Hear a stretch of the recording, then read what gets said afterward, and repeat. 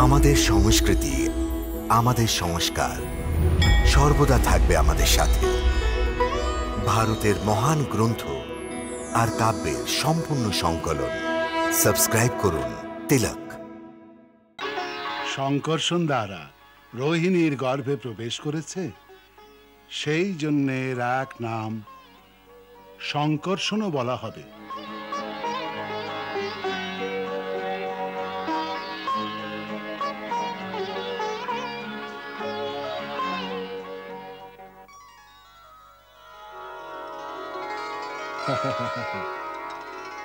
এবার যশোদানন্দনেরও নাম শোনো।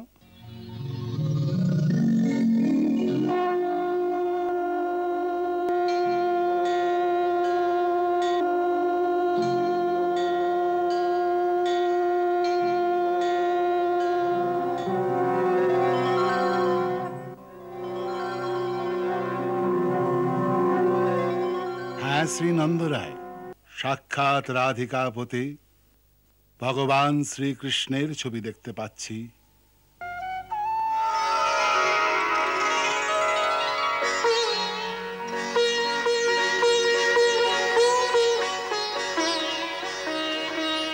কৃষ্ণ নামের মহিমাকে তো আমার গুরু শঙ্করেরই জান। আমি এই নামের রহস্য জেনেছি। বাণের বাচক,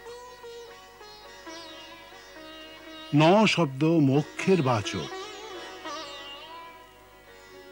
আমি আপনাকে এই সূচনা দেবার জন্য এখানে ডেকেছি যে মহামুনি গর্গ আমার মহাযজ্ঞের পূর্ণ আহুতির সময় এখানে আশীর্বাদ দিতে উপস্থিত হবেন।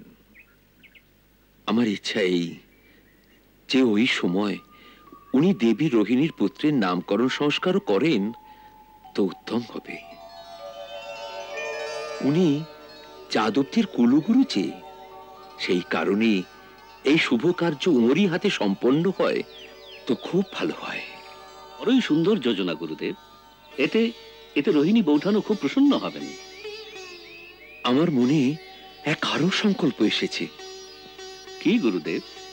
আপনি তো জানেন যে এই ধরিত্রীতে মহামুনি গর্গের চেয়ে বড় কোনো ঋষি নেই।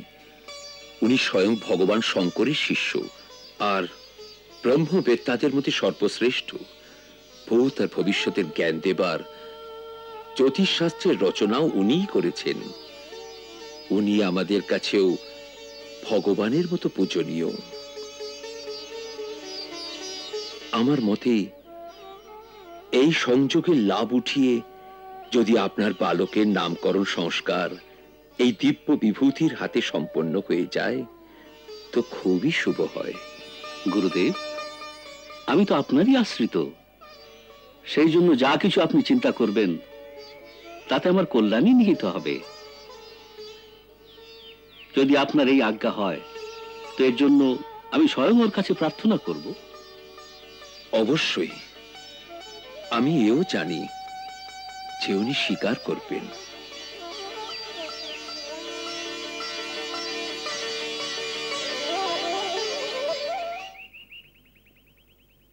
যশোদা, যশোদা, বৌঠান,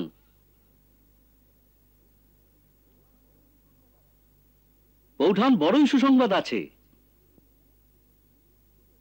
কি বিষয়ে? খুব প্রসন্ন মনে হচ্ছে। আপনি তো গুরুদেবের কাছে গিয়েছিলেন না? হ্যাঁ, আর উনি এ সমাচার দিয়েছেন যে আমাদের কুলগুরু মহামুনি গর্গ স্বয়ং গোকুলে উপস্থিত হবেন। গুরুদেব বলেছেন যে ওই অবসরে বৌঠানের পুত্রের নামকরণ সংস্কারও ওনার দ্বারাই সম্পন্ন করা হবে। এ তো খুবই সুন্দর সংবাদ দন্দরায়। আমি তো না জানি কবে থেকে এই সুসময়ের প্রতীক্ষা করছিলাম। আর হ্যাঁ যশোদা, গুরুদেব আরো একটা সুন্দর যোজনা করেছেন। আমাদের ছেলের নামকরণ বুঝি? হ্যাঁ, গুরুদেবের ইচ্ছে যে আমাদের ছেলেদের নামকরণ সংস্কারও মহামুনি গর্গের দ্বারাই হয়। ওনার কথা হচ্ছে এই সময় এই সংসারে মহামুনি গর্গের ন্যায় দিব্য বিভূতি দ্বিতীয় আর কেউ নেই। স্বয়ং গুরুদেব ওকে নিজের পূজনীয় মানেন। সত্যি? হ্যাঁ, সেই জন্য উনি স্বয়ং প্রার্থনা করবেন যে আমাদের ছেলেদের নামকরণ সংস্কার ওরই দ্বারাই হোক।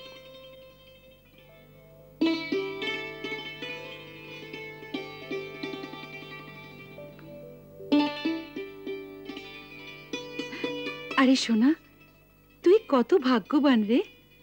আপন দাদার সঙ্গে তোরও সংস্কার যাদবকুলের রাজগুরুর হাতেই হবে।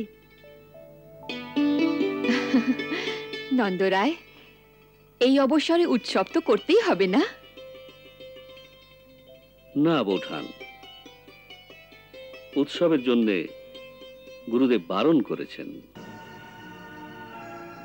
কেন? ওনার আজ্ঞা, আমরা আপনার বালকের সংস্কার খুবই গুপ্ত রীতিতে করি। ওনার সূচনা অনুসারে কংস এখনো পুরোপুরি নিশ্চিন্ত হয়নি। ওর মনে সন্দেহ আছে যে দেবকী বৌঠানের অষ্টম সন্তান কন্যা হতেই পারে না।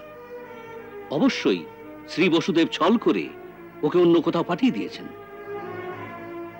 ওরই সন্ধানে ওর গুপ্তচর গ্রামে গ্রামে ঘুরে বেড়াচ্ছে। যদিও এই খবর জানে যে যাদবদের কুলগুরু দ্বারা কোনো বালকে সংস্কার করা হয়েছে, তো ওকেই ও দেবকী বৌঠানের অষ্টম সন্তান মেনে নেবে, যাতে ওই বালকের উপর ভারী সংকট আসতে পারে।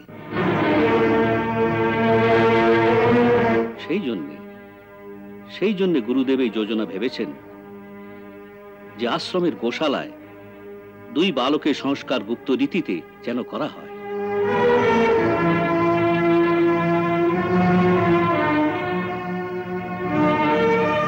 হে ভগবান, হে প্রভু, তুমি আমাদের সবার রক্ষাকর্তা।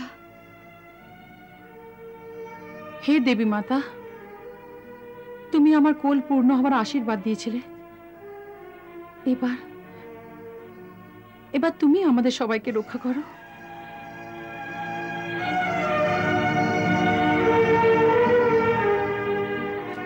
কুমার বসুদেব, যেমন আমি আপনাকে বলেছিলাম, আমি মহর্ষি শাণ্ডিল্যকে বার্তা পাঠিয়ে দিয়েছি। সেই অনুসারে উনি এক যজ্ঞ অনুষ্ঠান করে আমাদের তাদের সম্মিলিত হওয়ার জন্য নিমন্ত্রণ পাঠিয়েছেন। এই প্রকারে আমাদের গোকুল যাওয়াতে কংসের কোনো রকমেরই সন্দেহ হবে না। আর আমি আপনার ইচ্ছানুসারে শাস্ত্র মর্যাদার অনুরূপেই আপনার পুত্রের নামকরণ সংস্কার সম্পন্ন করে দেব। গুরুদেব, এই সবই আপনার পরম অনুকম্পা। আমার তরফ থেকে দীর্ঘায়ু হবার আশীর্বাদ অবশ্যই যেন দেন।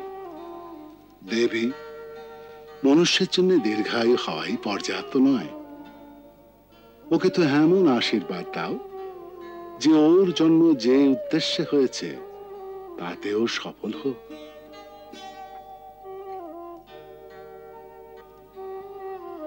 আপনার কথা উচিত গুরুদেব। এক এক দিনের মূল্য কেবল এক মায়ের হৃদয়ে আঁচ করতে পারে।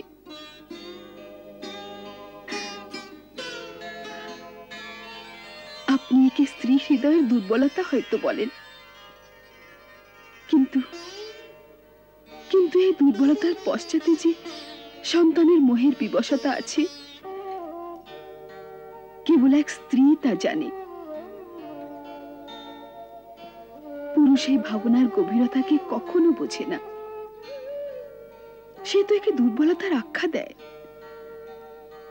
কিন্তু এই মোহের পীড়াই স্ত্রীর জীবন।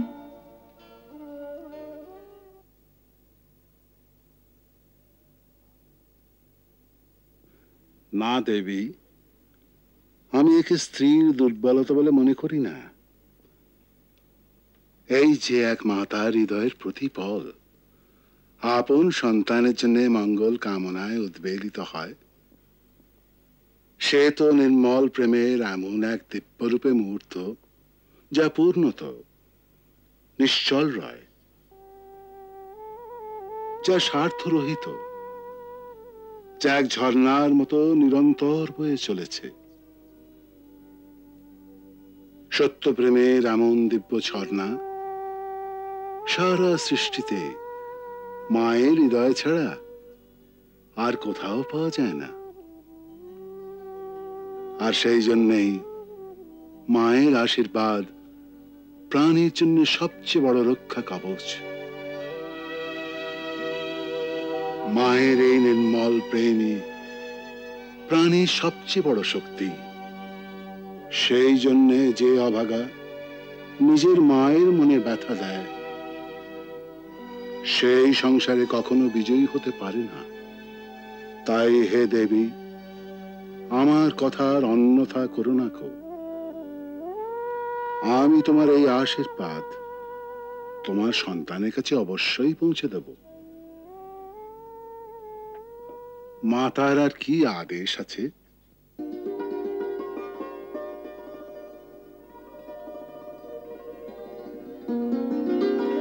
গুরুদেব, আমি আমার ছেলের জন্য নিজের হাতে রেশমের এক পোশাক তৈরি করেছি। যদি রোহিণী দিদির আজ্ঞা হয় তো সংস্কারে ওকে পরিয়ে দেবেন। অতি উত্তম, যাও। আমার কোনো অনুমান নেই যে ও কত বড় হয়ে গেছে। আপনার দিব্য দৃষ্টি আছে, আপনি বলুন যে এটা পুরো হবে না এটি। মা তো আত্মার চোখ দিয়ে আপন পুত্রকে দেখে নেয়, মায়ের অধিক সাধুর দৃষ্টি হতেই পারে না। এ তুমি ভালোই করেছো যে দুটোই দিয়েছো। দুটোই আমার হাতে দাও।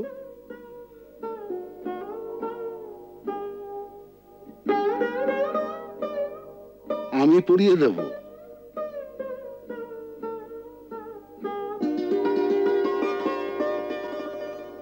ধন্য আপনার লীলা প্রভু। মায়ের আত্মার মধ্যেও এমন দিব্য জ্ঞান ভরে দাও যে অজান্তেও তার হাত দিয়ে সব কার্য ঠিক হয়ে যায়। আমার গুপ্তচরেরা সূচনা দিয়েছে যে আজ প্রাতে মহামুনি গর্গাচার্য যমুনা নদী পার করে গোকুলে গেছেন। গোকুলে? কোথায়? কার কাছে? মহর্ষি শাণ্ডিলের আশ্রমে। কে প্রয়োজনে? সমাচার আছে অনেক দিন ধরে শাণ্ডিল্য আশ্রমে এক যজ্ঞ হচ্ছিল। আজ ওর পূর্ণাহুতি গর্গাচার্য দ্বারাই সম্পন্ন হবে। এ তো অতি সাধারণ বিষয়।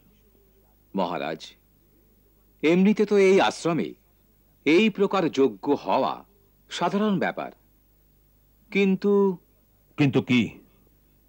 ওখানে গর্গাচার্যের যাওয়া বিচারযোগ্য বিষয়। অর্থাৎ? অর্থাৎ এই যে গর্গাচার্য শ্রী বসুদেবের কুলগুরু, আর পূর্বে কিছুদিন বসুদেবকে কয়েকবার ওর আশ্রমে যেতে দেখা গেছে। মানে? এই জন্য সেবকের মনে এক বিচার আসছে যে মহারাজের মনে যে সন্দেহ আছে যে বসুদেবের অষ্টম বালককে ছলে গোকুলে পৌঁছে দেওয়া হয়েছে, তো গর্গাচার্যের ওখানে যাওয়া ওই সম্বন্ধেই তো নয়। আর যদি ওই বালক নন্দরায়ের হয় তো সারা সংস্কার ওই গয়লাদের কুলগুরু শাণ্ডিল্যই করবেন। হ্যাঁ, কিন্তু যদি ওই বালক বসুদেবের হয় তো বসুদেবের অবশ্যই ইচ্ছা হবে যে ওর পুত্রের মুখ্য মুখ্য সংস্কার ওর আপন কুলগুরু গর্গাচার্যের দ্বারাই হোক।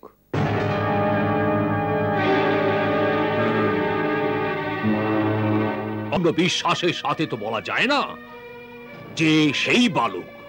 আমি আশা করি যেবার এই সন্দেহ মুছে যাবে। আমি এ সময় ওই সমস্ত গুপ্তচরদের শাণ্ডিল্য মুনির আশ্রমে প্রেরণ করেছি।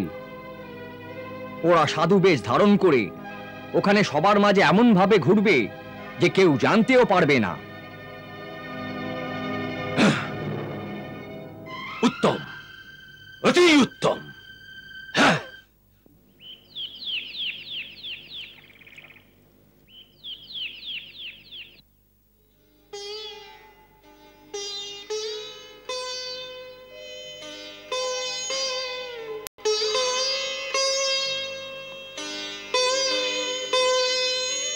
প্রভু, দেবী রোহিণী আর নন্দরায় দুই বালককে নিয়ে এখানে আপনার প্রতীক্ষা করছেন।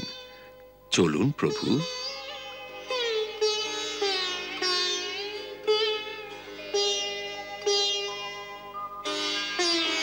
কি চিন্তায় ডুবে আছেন? আমি কত যুগ ধরে যদুবংশের কত প্রজন্মের পুরোহিত হয়েছি, কেবল এই ক্ষণের প্রতীক্ষা করে আসছি আমি, যে ক্ষণে আমার ওই পূর্ণ পরমাত্মার বালক রূপের সাক্ষাৎ দর্শনের সৌভাগ্য প্রাপ্ত হবে। আজ কত কত যুগের পরে ওই ক্ষণ এসেছে, কিন্তু বিধির বিড়ম্বনা তো দেখো, যে ওই বিরাট স্বরূপের প্রথম সংস্কার যা আমার হাতে হচ্ছে, তা আমি কত সংকুচিত অবস্থায় করতে বিবশ। আমার মনে বহু যুগ ধরে এই ক্ষণের কল্পনা ছিল যে নামকরণ সংস্কারের অবসরে যখন আমি অবিনাশী নামের ঘোষণা করি, তখন 3 লোক ওই নামের প্রতিধ্বনিতে যেন গুঞ্জরিত হয়ে ওঠে। আর দেখো যে আজ লৌকিক কর্তব্য আর সাংসারিক পরিস্থিতির কারণে আমি কোনো গুপ্ত স্থানে গুপ্ত রীতিতে আমার সেই প্রভুর নামকরণ এই প্রকারে করতে যাচ্ছি, যেন কেউ চুরি করতে চলেছে। হ্যাঁ,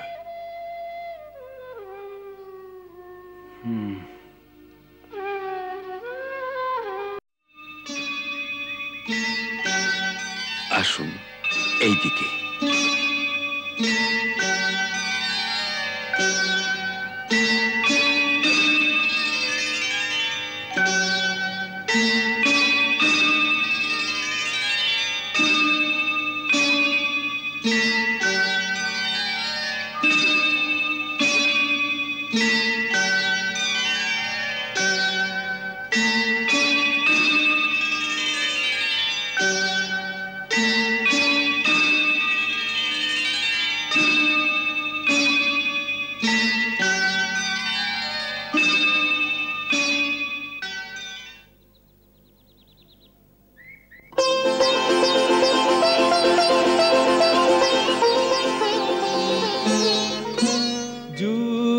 যুগান্তর পেরিয়ে গেলে ভক্ত এবং ভগবান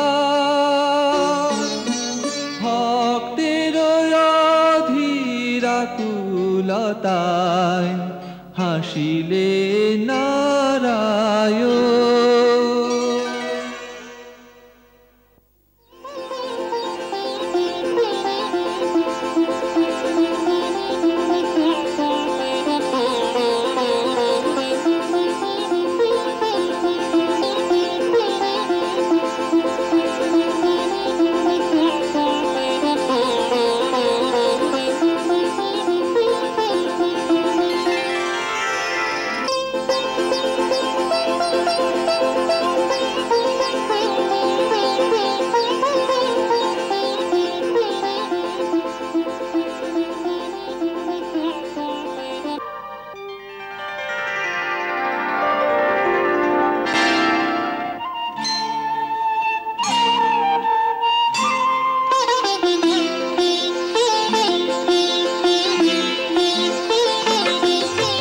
প্রভু যে হাসেন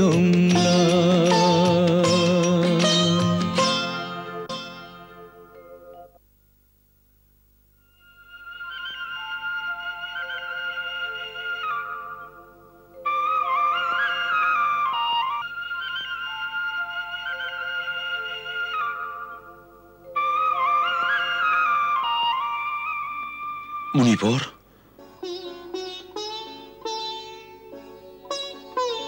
কংসের আতঙ্কের কারণে দেবী রোহিণীর মথুরায় যাওয়া বিপজ্জনক হতে পারত।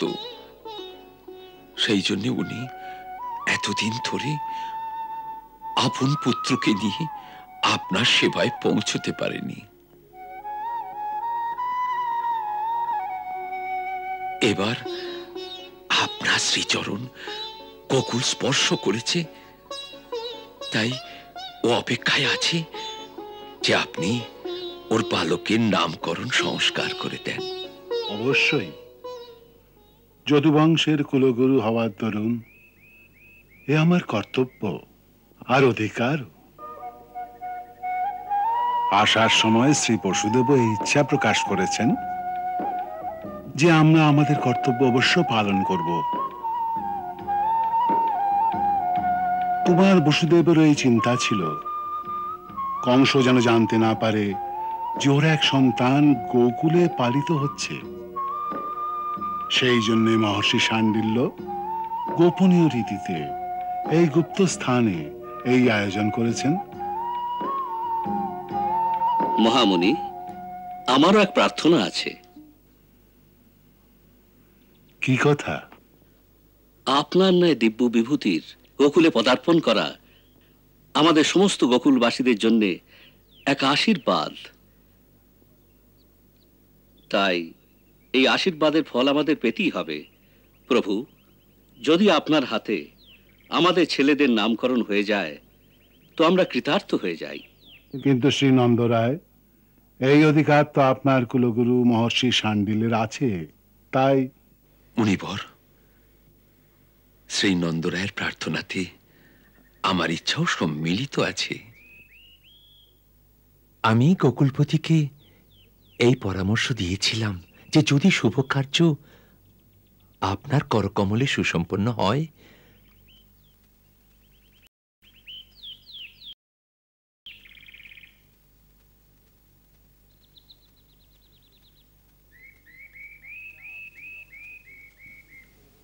আচ্ছা, আপনি এই রহস্যকে গোপনীয় রাখার কথাকে দিতে পারেন?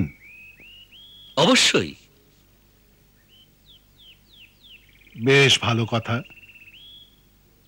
হে ব্রজেশ্বর, প্রথমে আমি রোহিণী নন্দনের নামকরণ করছি।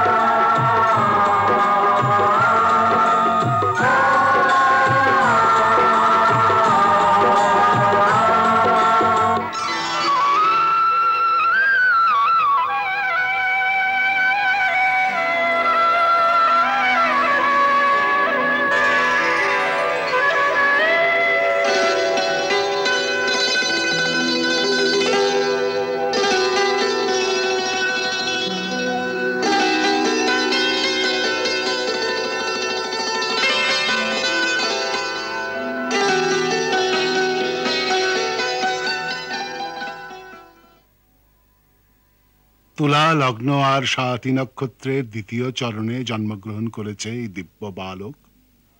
এত শক্তিশালী যে সারা ধরিত্রীর ভার আপন শক্তিতে উত্থিত করতে পারবে।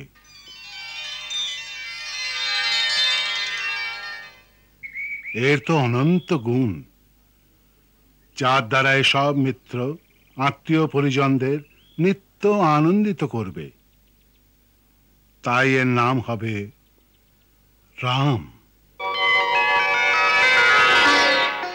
এর বলের কোনো সীমা হয় না, তাই লোকে একে বলরামও বলবে। বলরাম,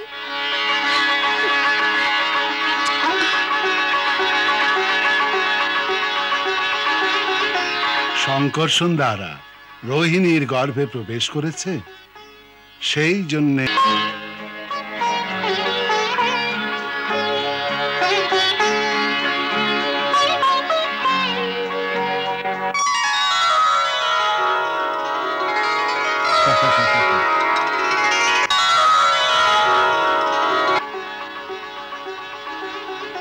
শঙ্কর্ষণ দ্বারা রোহিণীর গর্ভে প্রবেশ করেছে, সেই জন্যে এর এক নাম শঙ্কর্ষণও বলা হবে।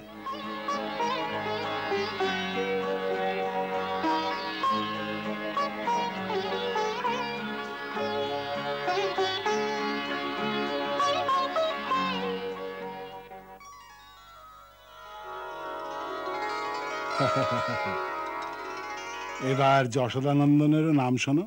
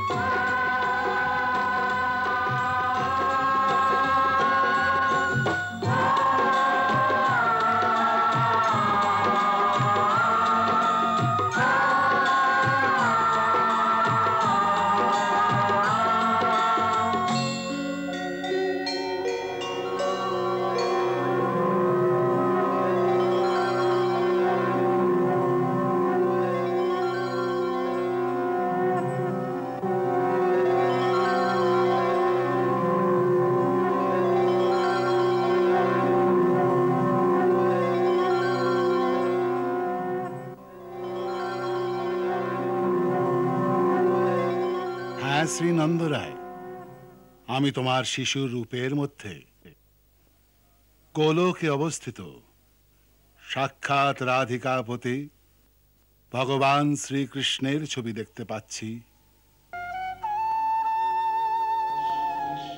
কৃষ্ণ কৃষ্ণ কৃষ্ণ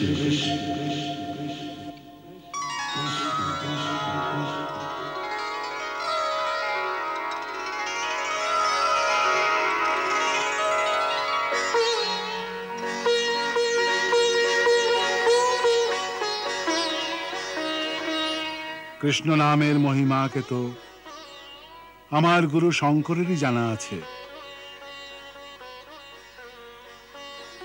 ওরই মুখের বাণী থেকে আমি এই নামের রহস্য জেনেছি। কৃষ্ণ নির্বাণের বাচক, ন শব্দ মোক্ষের বাচক, আর আ শব্দের অর্থ হচ্ছে দাতা।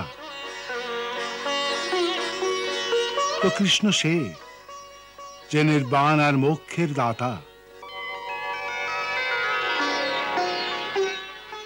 আপনার পুত্রের আরো বহু নাম আছে, তাছাড়া গুণও অনন্ত। তাই এর যত অনন্ত গুণ আছে, ওই অনুসারে অতই অনন্ত নামও এর। যা সাধারণ সংসারী লোকে জানে না, আমি সেই নামগুলি জানি। আর আমি এও জানি যে আপনার এই পুত্র প্রতিটি যুগে অবতীর্ণ হন। প্রতিবার ওর বর্ণ কখনো শ্বেত, কখনো লোহিত, কখনো পীত, কখনো কৃষ্ণ হয়।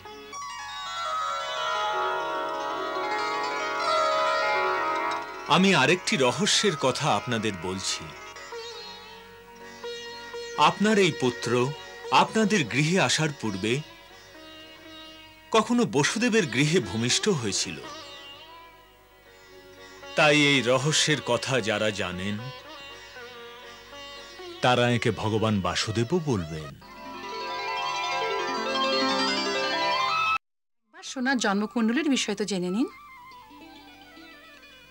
প্রভু, আপনি তো জ্যোতিষ শাস্ত্রের রচয়িতা, ভূত ভবিষ্যৎ সবই জানেন। আমাদের সন্তানের ভবিষ্যৎ কি বলে? ওর জীবন আনন্দময় হবে তো?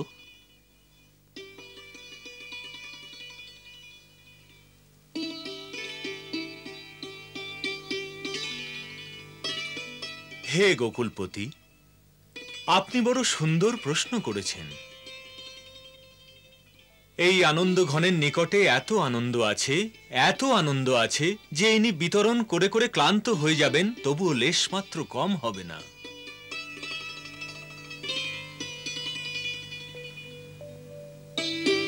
আপনার এই পুত্র কেবল গোকুলবাসীদের নয়, বিশ্বের সমস্ত প্রাণীদেরও কোনো শত্রু কখনো হারাতে পারবে না। আপনারা বড় তৎপরতা আর সাবধানতার সাথে একে রক্ষা করুন।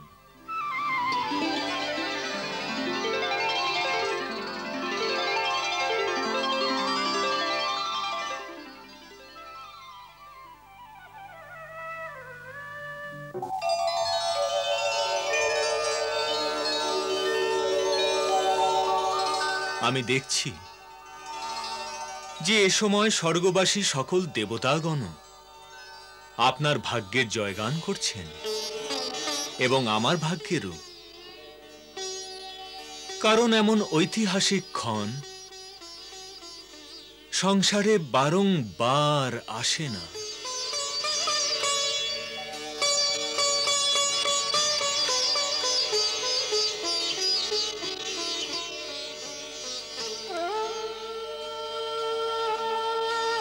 হে ত্রিলোকের মহাশক্তিধর, তোমারি সুযশ অপার, তথাপি কৃপা করিলে মোরে তুমি প্রভু পরম উদার, তুমি প্রভু পরম উদার।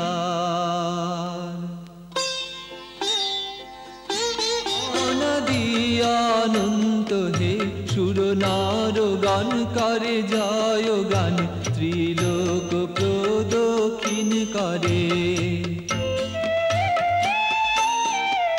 নাহি শক্তি নাহি সামর্থ্য মোর, মতিহীন আমি হে নারায়ণ। মোরে ক্ষমা করি দাও ভক্তি হে, লইলাম আমি তব শরণ, লইলাম তব শরণ।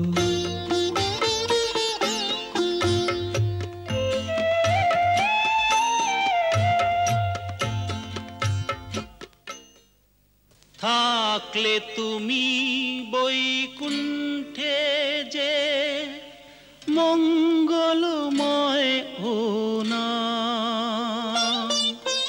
পৃথিবী পরে লয়েলে মুনিবর তোমায় প্রণাম, ঋষিবর তোমায় প্রণাম। গর্গ ভগীরথ হয়ে তুমি এলে, কৃষ্ণ নামের যে গঙ্গা আনিলে, কৃষ্ণ নামের যে গঙ্গা আনিলে। কৃষ্ণ কৃষ্ণ কৃষ্ণ কৃষ্ণ কৃষ্ণ কৃষ্ণ কৃষ্ণ কৃষ্ণ কৃষ্ণ কৃষ্ণ।